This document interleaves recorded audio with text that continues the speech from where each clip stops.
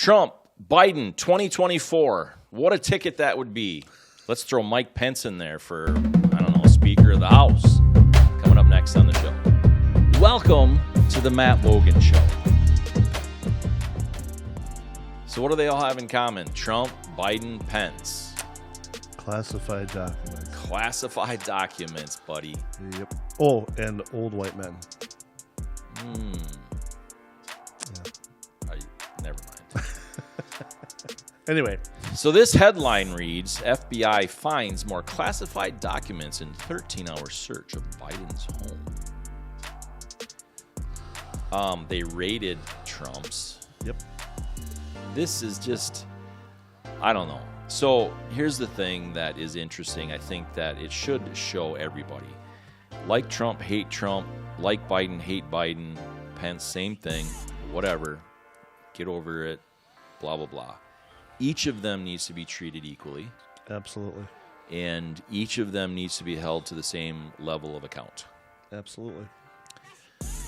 One major difference in this is Trump was a president.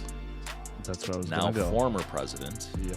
He's the only one, or a president is the only one who can declassify documents. Yep. Documents have shown that he was working with the National Archives on figuring out what went where and all that. Biden and Pence, no. And from my understanding, some of Biden's documents were prior to him being vice president. Correct. That's what I had read as well. Yeah. So. But, President Joe Biden made a really good point. They were sitting next to his classic vet in a locked garage. If he remembered to lock it. Wait, was that with his drugged up son, who was paying $50,000 a month rent? Yeah. For a town that has the highest paid rent was $6,000 a month. But let's not go into that one. I mean, there's nothing to see there. No. Nothing to see at all. There's been some very interesting podcasts and commentary on this, and going deep on it of what may be happening. It's been pretty interesting. Oh, they're gonna get rid of Biden. Oh yeah, I mean not even to do with Biden, but just the DOJ and the FBI and what's happening within those groups. Oh, okay. Yeah, I haven't seen any of that. Yeah, it's. You can go on your thing first. I'll go into it. Well, I don't have a lot to say about this, quite honestly, because I am getting, I'm just super tired of this, the hypocrisy. There's no congruency here either with any of it. They were invited into Biden's house and blah, blah, blah to come and do the search and all that. And whatever, BS. It's all a bunch of, bologna sandwiches. Yeah, and it's one BS, get it? Bologna sandwiches. Yeah. See you next Tuesday. One of the things that I heard when I was researching this, that whether it's a conspiracy theory or not, it still raises some eyebrows of maybe, is they talk about the FBI who is investigating these things, and how in the military it's top down. Where in the FBI, they have their own districts and regions, and they don't all report to one person for everything that they do. And one of the thought processes that I thought was intriguing was that there may be, quote, rogue offices that would be pro-Trump or right-leaning or left-leaning, and they're kind of like, you know what, we're doing a little tit for tat. You went after Trump, now we're going to have to go after Biden. Well, you went after Biden, now we're going to go after Pence. And it's almost like there's interior or internal fighting in the FBI and the DOJ. And I don't know, it's an interesting angle. There would be a lot of elements to that, but it kind of raises some eyebrows.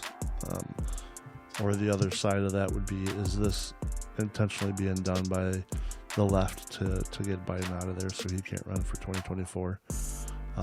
Or even be impeached prior to that. Oh, I think he'll be impeached prior to that. Which, in my opinion, is even more scary that Kamala would be our next president. But It'll be very interesting to see how all this pans out. I'm a little scared, but with that being said, we're still going to move forward day to day. This is just for show. Yeah, this is for show. Absolutely agree with that. I think that's a really good perspective about those little clicks in things. I guess we're clearly back in high school, and just federal program high school. These political games like this within these agencies is really good for the people of America, clearly. And that's the thing that I get. I grind really hard to make ends meet, and I do this. I said yes to doing a podcast like this simply because there are fantastic people that follow it, that are frankly scared to say anything. They don't share anything of mine publicly. They don't comment publicly.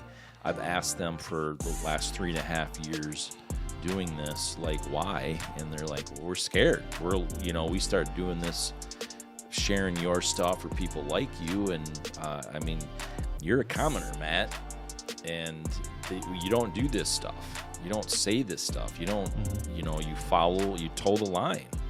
Or shut your mouth. Right. Which is essentially shutting your mouth. Yeah. And, the more I look at both sides of this, I've made many comments about the Daily Wire, and I don't like the way they do things. However, I think they're good for culture. So that's a double-edged sword. Totally double-edged sword. Certainly two sides of the same coin. And, so I'm pretty transparent about that. I'm transparent about, I'm not saying I'm right, but just because I'm wrong doesn't make you right. Absolutely. And, I've said that a million times. And so that's kind of the point of it. It's not about, it is about looking for and researching what is real, what is the truth. Both sides are blowing smoke up your nostrils. And some people may breathe out of that end of the body, but it's so it's just one of those things for me that I'm not looking to I'm not looking to make friends. I mean, that's really the bottom line. I'm not looking to make friends in some political arena, or I'm not looking to make friends in the podcast world and YouTubers or whatever. I genuinely want to know what is real and what the truth is. And because I am a hardworking American person, and I work with and see and deal with hardworking American people, and I see how, like, the elitist attitude they get picked on just at a hotel the other night. 20 to 25-year-old young lady, and just this guy clearly an elitist attitude is just ripping on her. And she's like, an employee, or yeah, and she's like, thankfully this is my last day, or tomorrow's my last day, she said, I guess. That's too bad. Yeah, and so that's the kind of stuff that I am like, no, I'm not going to sit there. And if he would have said one more thing, I was literally like, I was moving in, like, to say something, because he's just a jerk. And he didn't need to keep going. He said his piece. She said, okay, I'll figure it out. Move on. Yeah. And so that's the kind of thing that when you see these things, they're just beating people down and beating them over the head, not being honest about it. And we that has to stop on both sides. Absolutely. And just because you don't agree with somebody's position, and I'm in social media a lot. I look through social media a lot. And there was a comment last week of, well, bring proof of your side besides YouTube.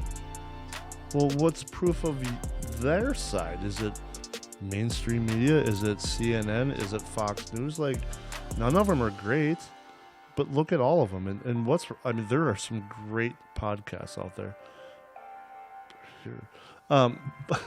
But what's wrong with watching opinions from people that don't have the thumb of mainstream media on their butt? Right.